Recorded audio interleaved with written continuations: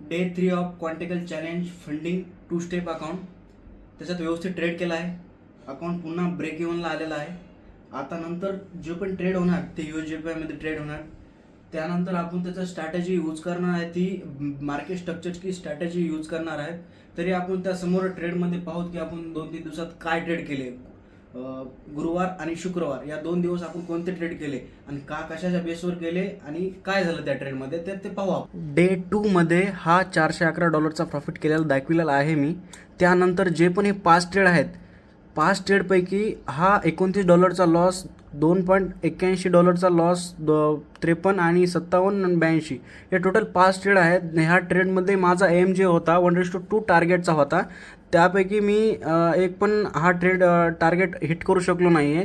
त्या मागे माझी जी पण स्ट्रॅटेजी होते ती मार्केट स्ट्रक्चरची स्ट्रॅटेजी होते 2 ते 3 ट्रेडमध्ये.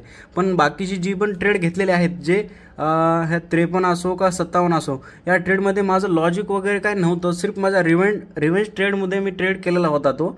आणि जो $82 ट्रेड होता तो एक या लेवलला आल्याच नंतर मार्केटने माझा स्टॉप लॉस हिट केला एक या लेवलला.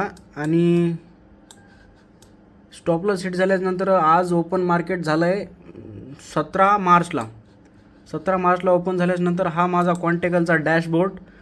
यामध्ये मी 0.5% अप आहे. मी टोटल 5% अप होतो, आता 0.5% अप आहे. टोटल मिनिमम 4 डेज पाहिजे होते. 10 दिवस झालेले आहेत मी अकाउंट घेऊन, तरी पण अजून 5 झालेलं नाही आहे. तर थोडा रिस्क मॅनेजमेंट खालीवरी होतं आहे, पण त्याला आपण मॅनेज करू. अँड जसं हा आपले ऑल ट्रेड आहेत, ज्यापैकी मी 3 फक्त विन करू शकलेलो आहे. पण विन खूप जास्त आहे आणि लुजेस खूप कमी, त्यालाच रिस्क मॅनेजमेंट म्हणतात.